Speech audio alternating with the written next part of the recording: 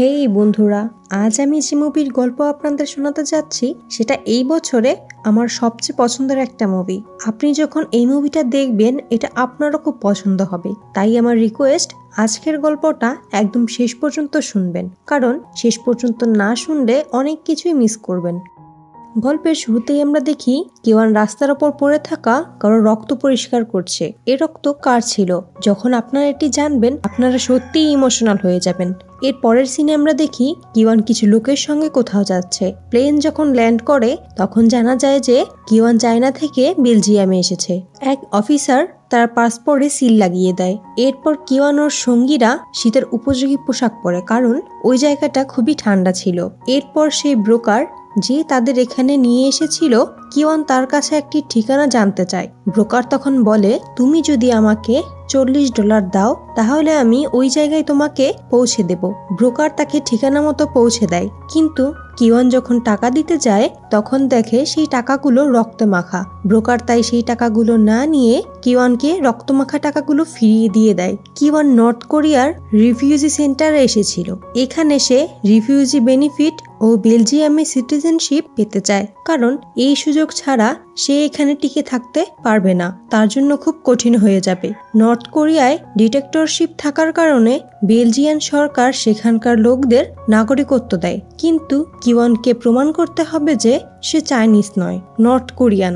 তার ইন্টারপ্রেটার তাকে বলে, তুমি 2009 সালে কোরিয়া থেকে চায়না এসেছিলে, আর তখন তোমার কোনো ইনকামের সোর্স ছিল না, তাহলে ব্রোকারকে পাসপোর্ট বানানোর টাকা কিভাবে দিয়েছিলে? এরপর কাহিনীর পরবর্তী অংশে আমরা দেখি অফিসার কিওয়ানকে জিজ্ঞেস করে, তোমার কাছে প্লেনের টিকিট কেনার টাকা কোথা থেকে এলো? কিওয়ান কিছুটা নার্ভাস হয়ে বলে, আমার মা।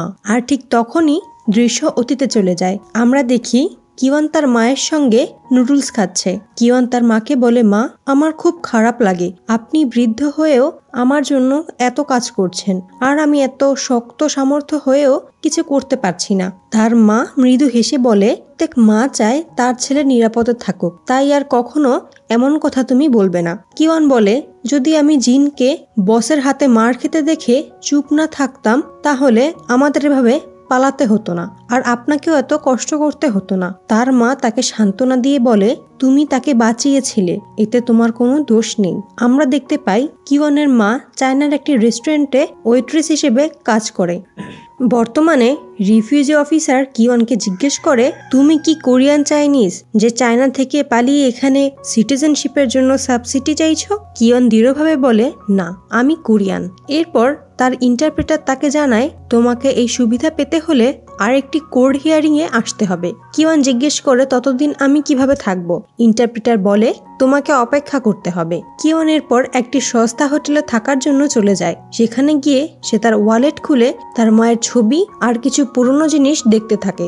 তার চোখে ভীষণ কষ্ট আর নস্টালজিয়ার ছাপ স্পষ্ট হয়ে ওঠে। কাহিনীর পরবর্তী অংশে দেখা যায় কিওয়ান তার মায়ের ছোটবেলার ছবি দেখে কিছু স্মৃতিতে হারিয়ে যায়। এরপর আমরা দেখি তার কাছে অনেক টাকা আছে, কিন্তু টাকাগুলোর ওপরে রক্ত লেগে আছে। কিওয়ানের খুব ক্ষুধা লাগে, তাই সে বাথরুমের নল থেকে পানি খেতে যায়। তখন সে ফিরে এসে দেখে তার রুমমেট তার গার্লফ্রেন্ডের সঙ্গে ঘনিষ্ঠ হয়ে আছে। আশ্চর্যের বিষয়, তারা কিওয়ানের সেই জ্যাকেটের ওপরই বসেছিল যেখানে রক্তমাখা টাকাগুলো ছিল। কিওয়ান জ্যাকেটটা সরানোর চেষ্টা করে, কিন্তু রুমমেট তাকে মারধর করে তাড়িয়ে দেয়। পরে যখন সেই মেয়ে চলে যায় তখন কিওয়ান নিজের জ্যাকেট আর বাকি জিনিসপত্র নিয়ে সেখান থেকে বেরিয়ে যায়। এরপর কিওয়ান রাত কাটানোর জন্য একটি পাবলিক টয়লেটে আশ্রয় নেয়, যেখানকার ঠান্ডা সহ্য করতে না পেরে সে তার পায়ে টিস্যু পেপার পেঁচিয়ে ঘুমিয়ে পড়ে। পরের দিন সকালে তার খুব ক্ষুধা লাগে, কিন্তু সে রক্তমাখা টাকাগুলো খরচ করতে চায় না, তাই ডাস্টবিন থেকে ফেলে দেওয়া খাবার খুঁজে খায়। তবে সেই খাবার খেয়ে তার শরীর খারাপ হয়ে যায়। কিছুক্ষণ পর সে একটি বৃদ্ধ ব্যক্তিকে স্টোরে বিয়ার বোতল বিক্রি করতে দেখে। এই দৃশ্য দেখে তার মাথায় আইডিয়া আসে। কিওয়ান আশেপাশের এলাকা থেকে বিয়ার বোতল সংগ্রহ করে স্টোরে নিয়ে যায় এবং সেগুলো বিক্রি করে কিছু টাকা পায়। সেই টাকায় সে খাবার কিনে খায়, কিন্তু একদিন সেই স্টোরও বন্ধ হয়ে যায়। গল্পের এই অংশে আমরা দেখি কিওয়ান ঠান্ডায় কষ্ট পাচ্ছে এবং ক্ষুধার্ত অবস্থায় রাস্তায় রাস্তায় ঘুরছে। তখন সে রাস্তার পাশে আগুন জ্বলতে দেখে এবং একটু গরম হওয়ার জন্য সেখানে যায়, কিন্তু কিছু বখাটে ছেলেরা সেখানে এসে তাকে মারধর শুরু করে এবং তার জিনিসপত্র নদীতে ফেলে দেয়। তারা চলে যাওয়ার পর কিওয়ান তার জিনিস তুলতে নদীর কাছে যায়, কিন্তু ভারসাম্য হারিয়ে নদীতে পড়ে যায়। ঠান্ডার কারণে তার শরীর জমে যেতে থাকে। কোনো মতে সে নিজেকে টেনে তুলে কাছের একটি লন্ড্রি স্টোরে পৌঁছায়, যেখানে সে তার ভেজা কাপড় শুকানোর চেষ্টা করে। লন্ড্রি স্টোরে থাকা অবস্থায় কিওয়ান তার রক্তমাখা টাকাগুলো রাখার ওয়ালেট বের করে। তখন গল্প ফ্ল্যাশব্যাকে চলে যায়। আমরা দেখি কয়েকজন পুলিশ অফিসার কিওনের মায়ের কাছে এসে তার সম্পর্কে জানতে চায়। তার মা বলে ও আমার ছেলে নয়। ঠিক তখনই কিওয়ান সেখানে এসে উপস্থিত হয়। সে তার মাকে সেখান থেকে নিয়ে পালানোর চেষ্টা করে, তবে পালাতে গিয়ে একটি গাড়ি তার মাকে ধাক্কা মারে। কিওয়ান তার মাকে মাটিতে পড়ে থাকতে দেখে পাগলের মতো চিৎকার করতে থাকে। মৃত্যুর আগে তার মা তাকে বলেন, তুমি এখন আমাকে ছাড়া বাঁচতে শিখবে, অন্য কোনো দেশে গিয়ে নিজের জীবন গড়ে তোলো এবং সম্মানের সঙ্গে বাঁচো। তখন আমরা দেখতে পাই সেই রেস্তোরাঁর মালিক সেখানে এসে উপস্থিত হন, যেখানে কিওনের মা কাজ করতেন। রেস্তোরাঁর মালিক কিওয়ানকে বলেন, তুমি এখান থেকে চলে যাও, তোমার মাকে আমি দেখছি। কিওনের মা তাকে পুলিশ আসার আগেই পালিয়ে যাওয়ার জন্য বলেন। কিওয়ান তার মায়ের কথা শুনে দৌড়ে পালিয়ে যায়। এরপর গল্প আবার বর্তমান সময়ে ফিরে আসে। আমরা দেখি কিওয়ান ঠান্ডায় সংজ্ঞাহীন হয়ে মাটিতে পড়ে আছে। তখন একটি মেয়ে তার ওয়ালেট চুরি করে পালিয়ে যায়। কিছুক্ষণ পর কিওয়ানের জ্ঞান ফিরে এলে সে সরাসরি পুলিশের কাছে যায় এবং তার ওয়ালেট চুরি হওয়ায় রিপোর্ট করে। লন্ড্রির সেই ফুটেজ দেখে পুলিশ দ্রুত সেই মেয়েকে ধরে ফেলে। কিওয়ান মেয়েটির সামনে এসে বলে, আমার ওয়ালেট ফেরত দাও। মেয়েটি প্রথমে সবকিছুই অস্বীকার করে, আমি কোনো ওয়ালেট চুরি করিনি। তখন কিওয়ান বলে, তুমি যে টাকা খরচ করেছো সেগুলো আমার মায়ের টাকা ছিল। আমি সেই টাকা পেয়েছিলাম আমার মায়ের লাশ হাসপাতালের কাছে বিক্রি করে। এরপর গল্প আবার অতীতে চলে যায়। আমরা দেখি রেস্তোরাঁর মালিক কিওয়ানকে একটি পাসপোর্ট, ফ্লাইট টিকিট এবং প্রচুর টাকা এনে দেয়। কিওয়ান অবাক হয়ে জিজ্ঞেস করে, এত টাকা কোথা থেকে এলো? তখন রেস্তোরাঁর মালিক জানান, তোমার মায়ের লাশ হাসপাতালকে দিয়ে দেওয়াই হয়েছে। মৃত্যুর আগে তিনি তোমার কথাই ভেবেছিলেন। তিনি আমাকে বলেছিলেন যেন এই টাকাগুলো দিয়ে তোমার জন্য একটা নতুন জীবনের ব্যবস্থা করি। তোমাকে এই দেশ ছেড়ে চলে যেতে হবে এবং একটি ভালো জীবন শুরু করতে হবে। এটা শুনে কিওয়ান পুরোপুরি ভেঙে পড়ে, তার চোখ দিয়ে অশ্রু গড়িয়ে পড়ে। গল্পের এই অংশে কিওয়ান তার ভেঙে পড়া মানসিক অবস্থায় নিজের আস্তিন থেকে ব্লেড বের করে আত্মহত্যা করার চেষ্টা করে, কিন্তু রেস্তোরাঁর মালিক তাকে থামিয়ে দেয়। মালিক তাকে মারধর করে এবং বলেন, তোমার মা তোমাকে বাঁচাতে গিয়ে নিজের জীবন দিয়েছে, আর এখন তুমি আত্মহত্যা করে তার সেই ত্যাগের অপমান করতে চাও। এরপর কিওয়ান সেই জায়গায় যায় যেখানে তার মায়ের অ্যাক্সিডেন্ট হয়েছিল।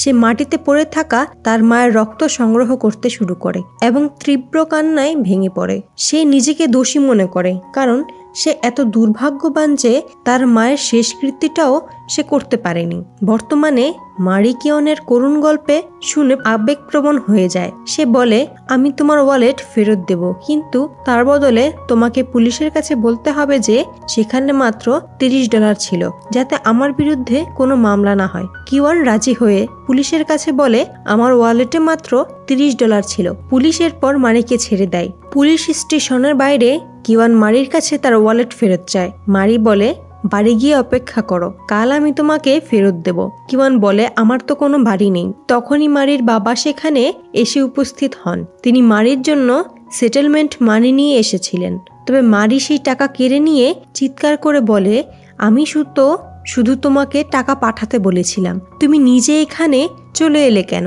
গল্পের এই অংশে আমরা জানতে পারি যে মারির বাবা খুব ধনী হলেও তাকে কখনো টাকা দিতেন না। কেন এমন করতেন সেটা আমরা একটু পরেই বুঝতে পারবো। মারি কিওয়ানকে সেখান থেকে নিয়ে যায় এবং একটি ক্লাবে পৌঁছায়।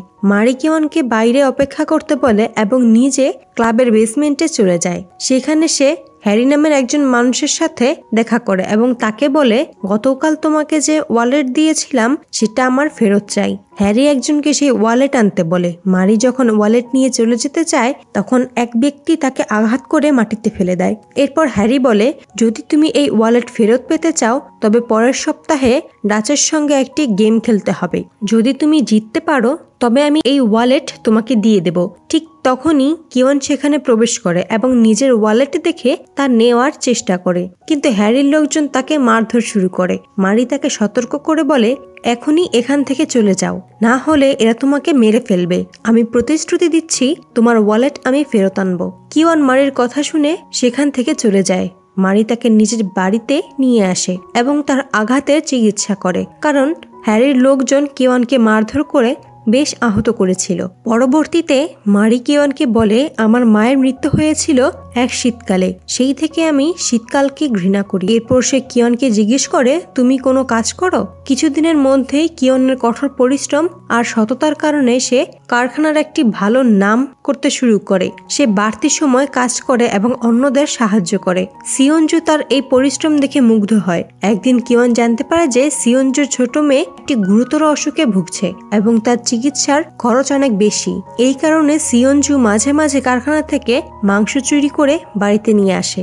একদিন কারখানায় একটি বড় অর্ডার আসে এবং কিওয়ানের দক্ষতার কারণে সেই অর্ডার সময় মতো শেষ হয়। এতে কারখানার মালিক কিওয়ানের প্রতি খুশি হয়ে তাকে প্রমোশন দেয়। কিওয়ান আরো ভালোভাবে কাজ শুরু করে এবং অন্য কর্মচারীদের মধ্যে একজন প্রিয় সহকর্মী হয়ে ওঠে। তবে গল্পটি একটি নতুন মোড় নেয় যখন কিওয়ান জানতে পারে যে কারখানার মালিক অবৈধ কাজে জড়িত।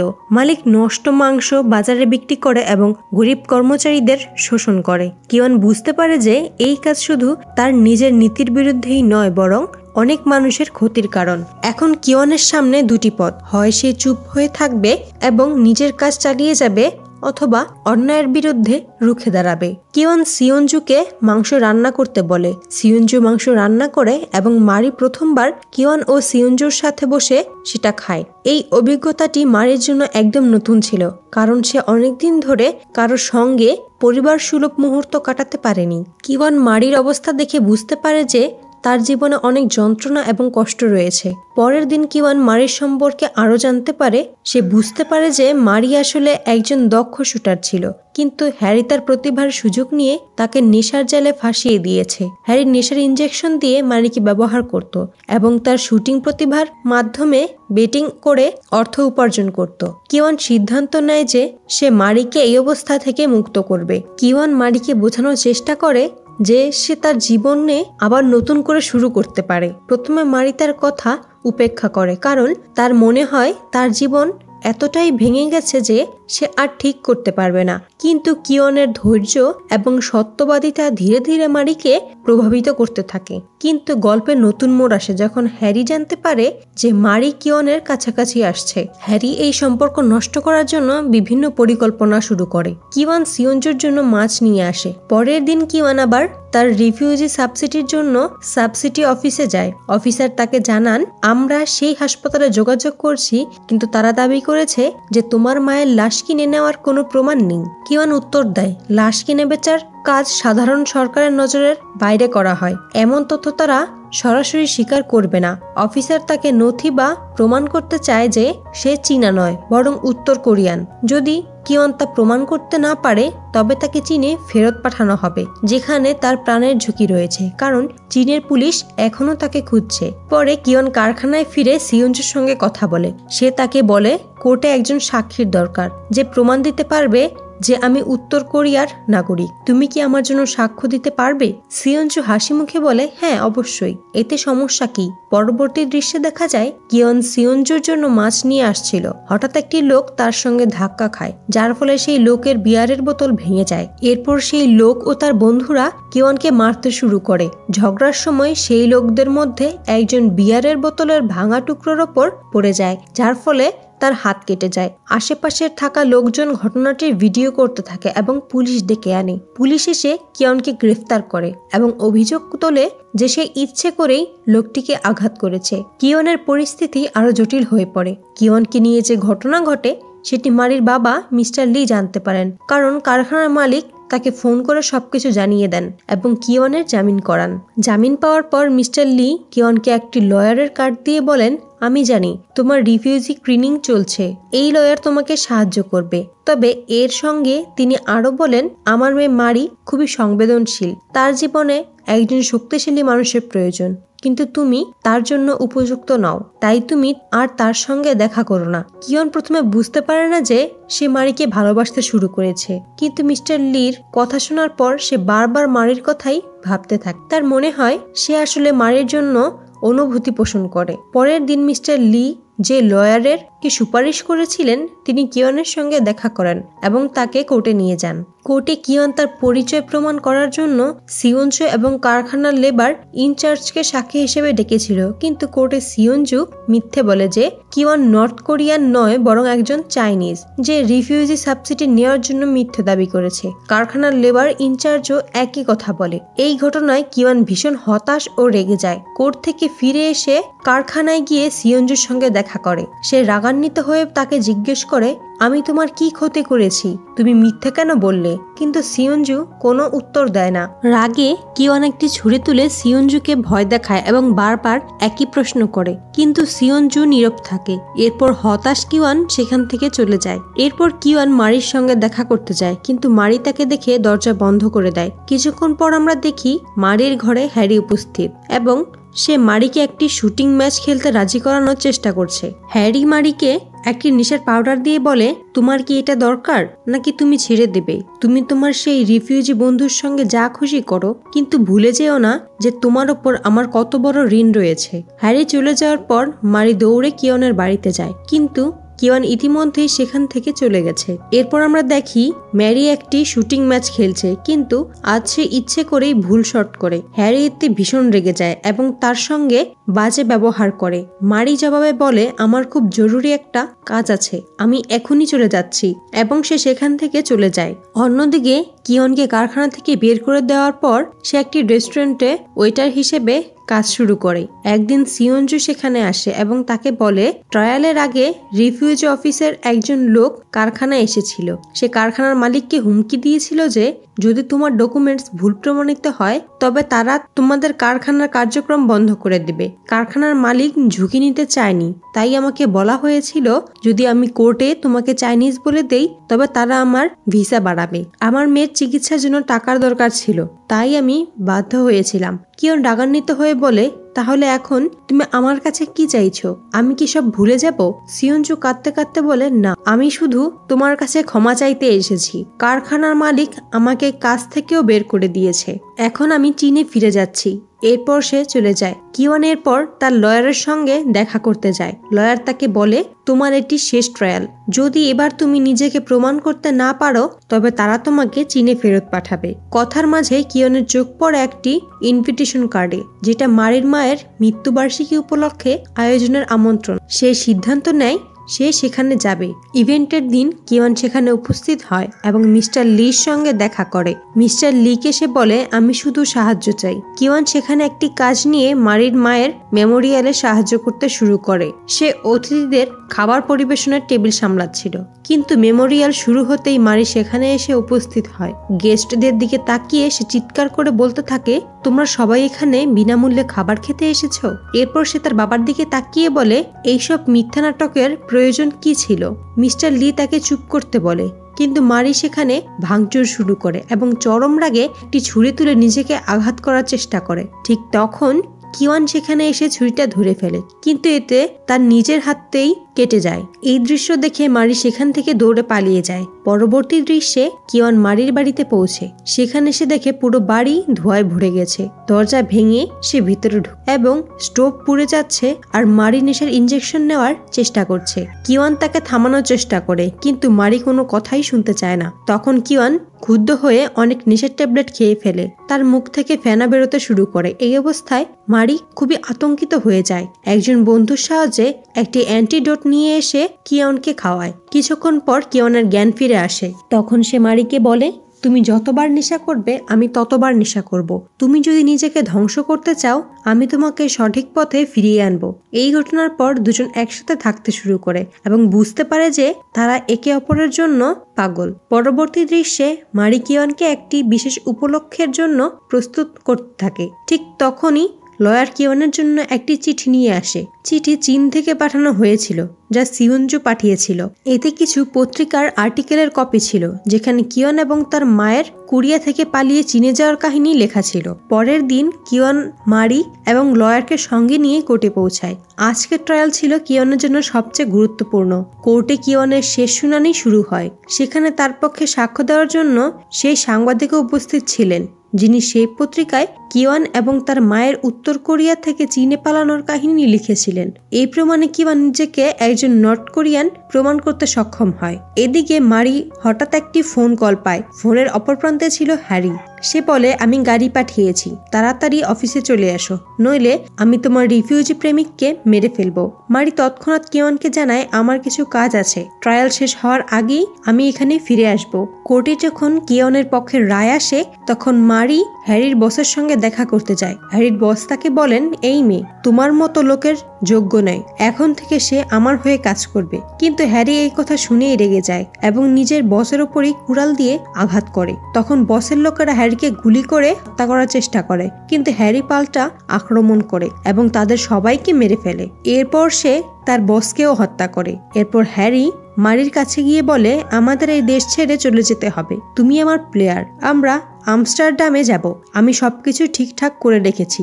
ওরা আমাকে তোমাকে আমস্টারডামে নিয়ে যাওয়ার জন্য বলেছে এবং আমাকে অনেক টাকা দেবে, কিন্তু আমাদের দ্রুত বেরোতে হবে, কারণ বসের লোকেরা আমাদের খুঁজে পেলে মেরে ফেলবে। আমস্টারডামে আমাদের ভবিষ্যৎ উজ্জ্বল। মারি হ্যারির এই প্রস্তাবে রাজি হয় না, কিন্তু হ্যারি বলে, তোমার কাছে আমার সাথে যাওয়া ছাড়া কোনো উপায় নেই, তুমি যদি আমার সঙ্গে না যাও ওরা তোমাকেও মেরে ফেলবে। ঠিক তখনই কিওন সেখানে পৌঁছে যায়। হ্যারি তাকে মারধর করতে শুরু করে এবং মেরে ফেলারও চেষ্টা করে, কিন্তু হঠাৎ পেছন থেকে মারি হ্যারির হাতে গুলি করে। মারি হ্যারিকে হত্যা করতে চেয়েছিল, কিন্তু কিওন তাকে থামায় এবং বলে, তোমাকে এটা করতে হবে না। এরপর কিওন মারিকে নিয়ে সেখান থেকে পালিয়ে যায়, কিন্তু তারা চলে যাওয়ার কিছুক্ষণ পরেই হ্যারির বসের লোকেরা সেখানে পৌঁছে হ্যারিকেও মেরে ফেলে। এরপর তারা মারিকে খুঁজতে থাকে। অন্যদিকে কিওন মারিকে একটি নিরাপদ জায়গায় নিয়ে যায়। সে বলে, যদি তুমি তাদের হাত থেকে বাঁচতে চাও তাহলে এই দেশ ছেড়ে চলে যাও, এটা তোমার জন্য সঠিক সিদ্ধান্ত। মারির বাবা তাকে নিয়ে এয়ারপোর্টে পৌঁছে যান। তিনি তাকে পাসপোর্ট এবং টাকা দিয়ে বলেন, কিওন খুব ভালো ছেলে, কিন্তু আমি তাকে ভুল বুঝেছিলাম, আমি দুঃখিত। এরপর তিনি আরো বলেন, তুমি সারা জীবন আমাকে তোমার মায়ের হত্যাকারী মনে করে এসেছো, কিন্তু আসল সত্য হলো তিনি অসুস্থ ছিলেন এবং এত কষ্ট সহ্য করতে পারছিলেন না, তাই তিনি নিজেই নিজের জীবন শেষ করে দিয়েছিলেন। আমি তোমাকে এটা কখনো বলিনি যাতে তুমি দুর্বল হয়ে না পড়ো। এই কথা শুনে মারি তার বাবার সঙ্গে করা খারাপ ব্যবহারের জন্য অনুতপ্ত হয়। সে কান্নায় ভেঙে পড়ে এবং কিওনের কাছে ক্ষমা চায়। কিওন তাকে শান্ত করে বলে, আমরা একসঙ্গে পুরো পৃথিবী ভ্রমণ করব।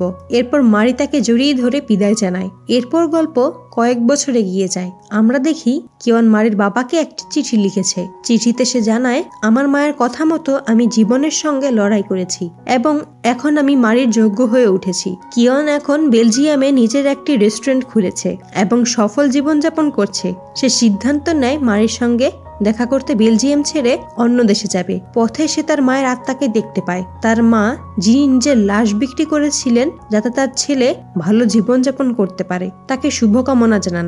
এরপর কিওন এয়ারপোর্টে পৌঁছায়। তার এখন বেলজিয়ামের নাগরিকত্ব রয়েছে এবং তার মায়ের সেই পার্সও তার সঙ্গে রয়েছে। মুভির শেষে আমরা তাকে একটি অন্য দেশে দেখি, যেখানে মারি এখন বাস করে। মারি কিওনকে দেখে দৌড়ে তার কাছে আসে এবং তাকে শক্ত করে জড়িয়ে ধরে। তো আজকের ভিডিও তো এইটুকুই। ধন্যবাদ, ভালো থাকবেন সকলে, চ্যানেলটা সাবস্ক্রাইব করে রাখবেন।